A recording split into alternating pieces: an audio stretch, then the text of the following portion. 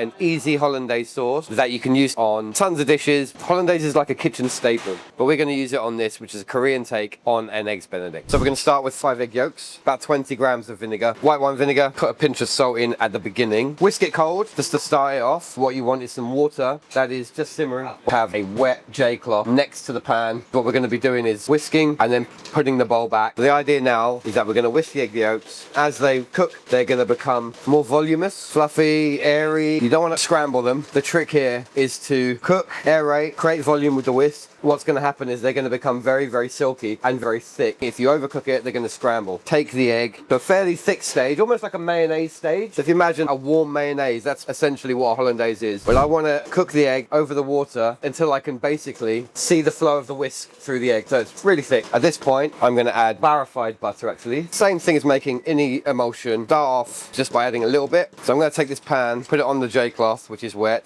Put another J-cloth over the pan. Should be able to whisk it without it moving around. Once you've added that first initial amount of fat, you can go a little bit faster. But when you see it getting to the thickness of thick mayonnaise, you can start to adjust the thickness of this now by thinning it down with hot water to create the amount of hollandaise that you need. It's not just about adding the amount of butter that you need. You need to temper it with the right amount of hot water, which thins it down, which enables you to add more butter and thicken it back up. Then you get the perfect hollandaise. It does take practice though. You are going to mess this up a few times. Just warming it back up a little bit because you don't want it to get too cold. You want to keep the texture of the butter and the texture of the sauce same temperature. If it's not, this is too cold or that's too cold, it will immediately split. I'm just putting it back onto the heat, finished, for a few seconds, and what that does, re-stabilizes the egg. It's an over precautious thing I've done just to ensure that we can now hold it at a decent temperature without it splitting.